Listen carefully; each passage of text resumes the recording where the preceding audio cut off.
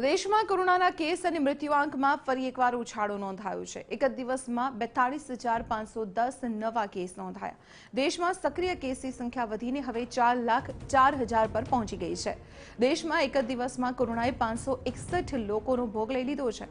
અત્યાર સુધીમાં કુલ 4,25,789 લોકોના મૃત્યુ થઈ ચૂક્યા છે। તો દેશમાં સૌથી વધુ કોરોનાનો કેર અત્યારે કેરળમાં છે। દેશમાં નવા નોંધાયેલા ટોટલ કેસમાંથી 50%થી વધુ કેસ માત્ર કેરળમાં નોંધાયા છે।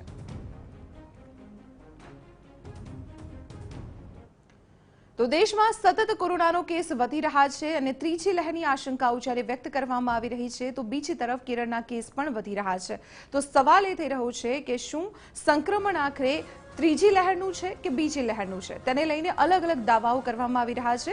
સૌથી પહેલા આપણે દેશમાં જે સંક્રમણ વધી રહ્યું છે તેના આંકડાઓ પર નજર કરી લઈએ। તો 30મી જુલાઈના રોજ સંક્રમણનો આંકડો 41,499 પર હતો। 31 જુલાઈએ 41,943 એટલે કે ઘટાડો નોંધાયો અને સતત આ ઘટાડો 1 ઓગસ્ટે પણ યથાવત રહ્યો અને 40,629 કેસ નોંધાયા। બીજી ઓગસ્ટે ખૂબ જ મોટો ઘટાડો આવ્યો, સરકારે પણ રાહત લીધી હતી, 30,085 કેસ નોંધાયા। પરંતુ ફરી એકવાર કોરોનાના કેસમાં મોટો ઉછાળો આવ્યો છે અને આ ગઈકાલના જે કેસ સામે આવ્યા છે એટલે કે 3 ઓગસ્ટના જે કેસ સામે આવ્યા છે તેમાં મોટા ઉછાળા સાથે આંકડો 42,000ની ઉપર પહોંચી ગયો છે। એટલે કે સંક્રમણ ફરી એકવાર સતત વધતું જોવા મળી રહ્યું છે। ત્યારે જે ટોટલ કેસ આવી રહ્યા છે તેમાંથી 50% કેસ માત્ર કેરળના છે।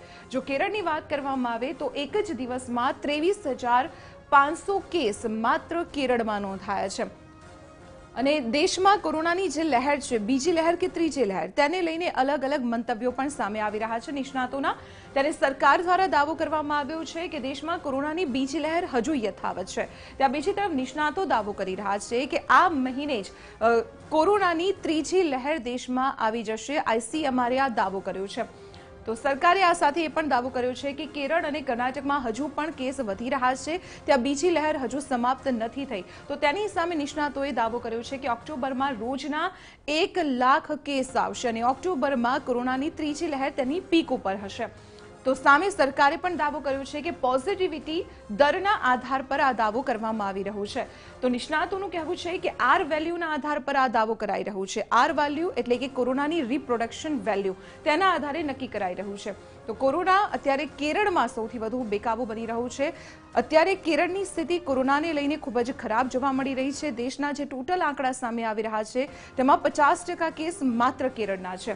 2 મહિનામાં કોઈ પણ રાજ્યમાં સૌથી વધુ કેસ નોંધાયા હોય તો તે કેરળ છે। કેરળમાં સૌથી વધુ કેસ સતત સામે આવી રહ્યા છે।